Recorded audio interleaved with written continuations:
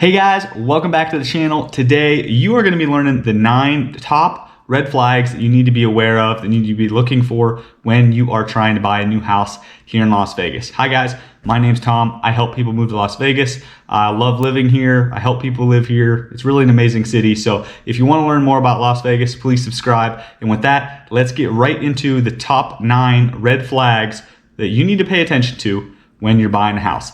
That first red flag is going to be too many homes on the market in a particular area. Now, right now, guys, it's a seller's market here in Las Vegas, and there aren't a ton of homes on the market right now, and that's part of the seller's market, right? There aren't that many homes for sale, so sellers have a lot of control because there's a lot of buyers looking for very few homes. So in this market right now, this probably isn't going to be a problem. But if it changes to a buyer's market, or maybe just a market straight down the middle, if you ever go to a neighborhood, you're looking for a house, and this house is for sale, the next one's for sale, the next one's for sale, the next one's for sale. You're really going to have to talk to your realtor about this one. But my point being that if there are a ton of houses for sale in a particular neighborhood, and these could be apartments for sale or condos for sale, townhomes, anything. If there's a ton of houses, properties for sale in a particular area, you might want to start diving in deeper and asking your realtor, maybe asking some of the neighbors, kind of figuring out, why are there so many properties selling here? Are all these people older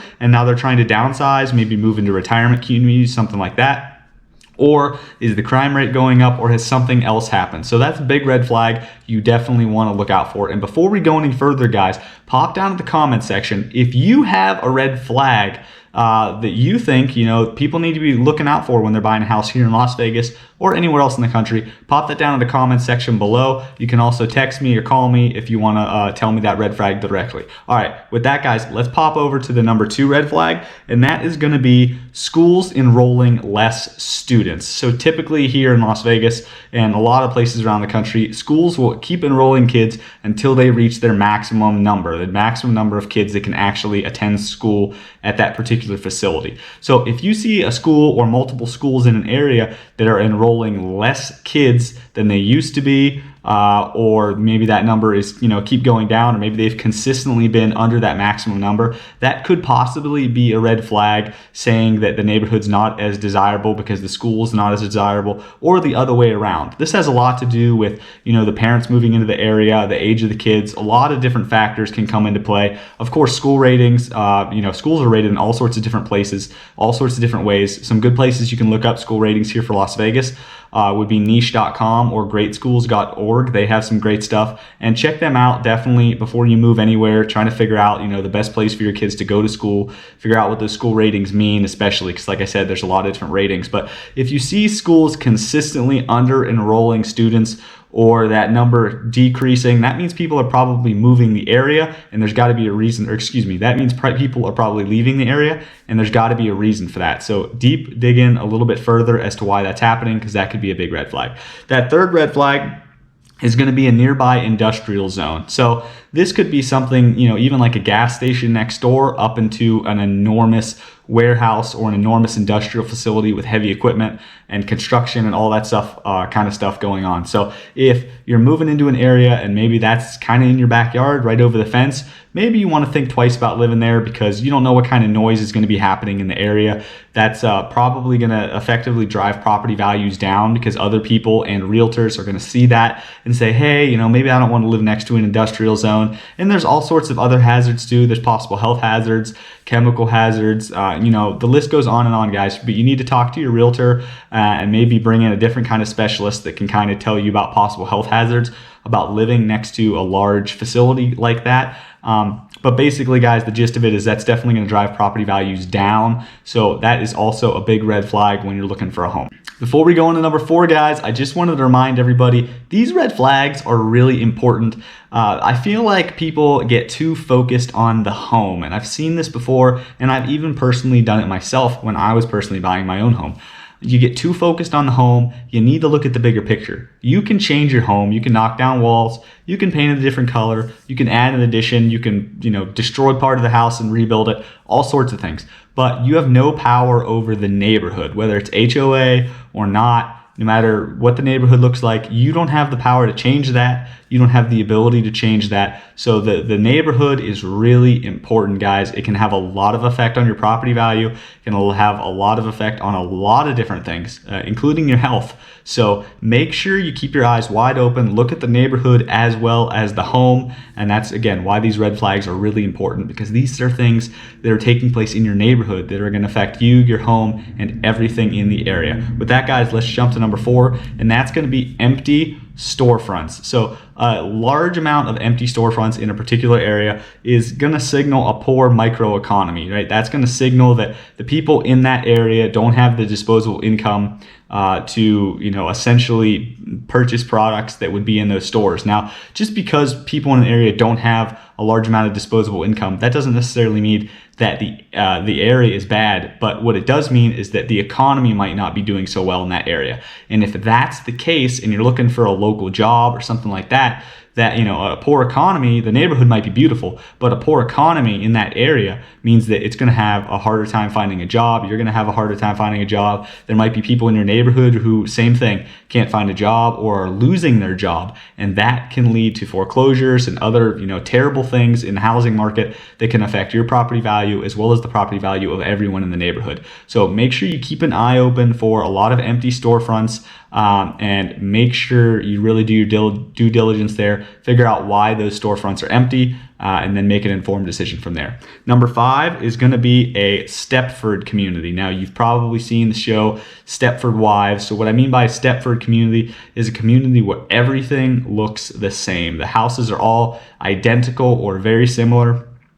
Same paint colors, similar vehicles. It really, you can get really down into the nitty gritty for this Stepford stuff. And this is a really important one for Las Vegas because there are a lot of communities in Las Vegas. I would say the majority of communities in Las Vegas actually are controlled by HOAs or CICs. Now, HOA means homeowners association, CIC means common interest community. They're both the exact same thing. And we'll stick with the HOA nomenclature for the time being. But what that means is that there is an organization that you're going to pay monthly dues to or quarterly dues, however it's structured, and they're going to pass bylaws and kind of control what you can and cannot do with your property, such as they're not going to let you paint your house purple with green polka dots because that would be bad for everybody, so they're not going to let you do that. And if you were to do that, they were going to fine you. So an HOA and CIC, that helps keep the property values in an area high for everyone. It helps the community looking good for everyone and that sort of thing. So what I mean by Stepford community, if you have like a really restrictive HOA, and this does happen in Las Vegas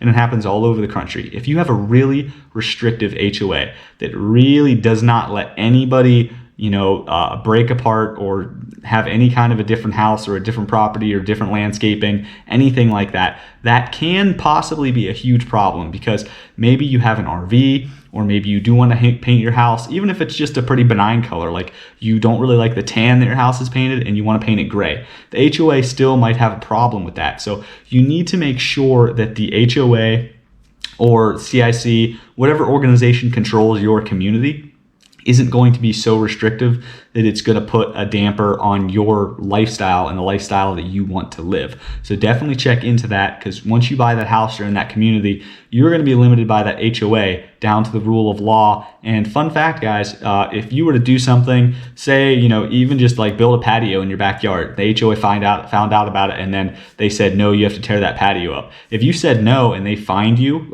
they can actually put liens on your house, and eventually they can take your home. So that's really important. You want to get into an HOA, into an area where you can live your life the way you want to live it, and you'll be much happier that way, I'm sure. All right, guys, that number 6 red flag is going to be no parking. And when I say no parking, I don't mean that there are no parking spaces in a community or that everyone's driveway is really small or non-existent. What I mean by no parking is that there are a lot of parking spaces. There are a lot of physical places to park vehicles, but they're all full. Okay, that's a problem, because who's to say people won't start parking in your parking spots? And where are you people, your family comes to visit, where are they going to park? You have friends in town, where are they going to park? If your neighbor's spot is taken, is your neighbor going to take your spot? Or if someone takes your spot, where are you going to park? Who do you even contact? Excuse me. Who do you even contact to get that resolved? So that's something that's really important, guys. I personally had this happen to me When I first moved to Las Vegas, my girlfriend and I, years ago, we rented a house. And, we rented a house. We were in New York. We rented a house without even looking at it and had like virtually no driveway, virtually no parking in the neighborhood. And this was a huge problem when people came to visit us. So definitely check on that, guys. Yeah, that could be a big red flag for the neighborhood, big red flag for the area. All right, guys, number 7 red flag is going to be poor home maintenance. Now, there's a really common misbelief that only communities of people with lower income have poor home maintenance. That's not true. Poor home maintenance is 100% mindset. If somebody wants their home to look nice, you can be damn sure that it's going to look nice. I have seen wealthier communities, more affluent individuals who just didn't give a crap what their home looked like, what their yard looked like, what their landscaping looked like. They weren't willing to put the work in. They just didn't care. And so it fell into a state of disrepair. And that's unfortunate for the whole neighborhood because everybody's property value goes down and everybody's home looks a little bit worse because of that. So if you're moving into an area and a lot of the homes are in disrepair, a lot of the landscaping needs redone, that sort of thing, you definitely want to think twice about living there because those problems are most certainly going to affect your property value, and it's very likely that those problems are going to get worse before they get better. Your whole neighborhood is unlikely to just wake up one morning and change their ideas and think, oh man, I really better go blow the leaves out of the rocks and mow my grass and do this and do that. That's really unlikely to happen, guys. So that's a big red flag. Make sure you stay aware of it when you're looking at all the neighborhoods you think you might want to live in. Number 8, guys, this is definitely another big red flag, and this is actually kind of an internal emotional red flag. If you if you have to justify a purchase to yourself, if you have to sit there and think, oh, there's 5 things wrong with it, but I think I can do this and I think I can do that and the neighbor will do this, and that is a big red flag, guys. The home for you, the home of your dreams, the home you like, really any kind of home that you would see yourself living in at that very moment, should not have to be a justification. If you have to argue with yourself as to why you should live there, that's not really a good sign. That means there's probably problems with the neighborhood or problems with the property or some other kind of problem that's keeping you from living there. And you need to face the problem. Don't ignore it. Try to talk yourself into buying a home. Buying a home is a huge step. It's a step a lot of people take, and some of them take it a little too lightly and they end up overburdened. A lot of bad things can happen, guys. Owning a home is a wonderful way to build wealth, but it's also a wonderful way to lose a lot of money and put yourself in a bad situation if you're not paying attention. So pay attention, talk to your realtor, and do not justify a purchase to yourself. When that home is right, it's right, and you'll know it. Finally, guys, number 9, and that is a seller who is selling the property as is. What this generally means is that the seller is not willing to make any repairs on the property at all. Now, a lot of people see this as, oh my God, they said as is. The house must be like horrible and the septic's bad and this is bad and the roof is bad. That's not the case. In today's seller's market here in Las Vegas, there's a lot of sellers selling their homes as is, not because they don't want to make repairs or not because they have big problems with their house, but simply because there's a ton of competition in the market right now and they know they can get away with it. They can sell the house without having to make repairs, whether it's a minor repair or in some cases a major repair. So just because you see a house as is or selling as is doesn't mean that you shouldn't look at that house. It doesn't mean that that isn't house for you, but it does mean that there may be major problems with it, and or the seller may be a little more difficult to deal with, right? Because like I said, they know that the competition is on their side. They know the market's on their side. So it's just something to look out for. Again, talk with your realtor, your real estate agent, whoever your trusted real estate advisor is. Talk with them, have them explain the situation to you, talk about the house, do all that sort of stuff. And more often than not, an as-is house turns out to be perfectly acceptable for you to buy and to move into. But like I said at the last one, guys, when it's right is right. Don't force it. Thank you so much for watching, guys. Please stay tuned to all my videos and go check out the rest of the stuff on my channel. As always, my contact information is down below. So if you want to reach out, say hi. If you want to work with me here in Las Vegas to help you find your dream home, I'm definitely available to help you. You just got to call or text. I'm getting reach outs all the time, but I'm never too busy for yours. Thanks so much, guys. Have a great day.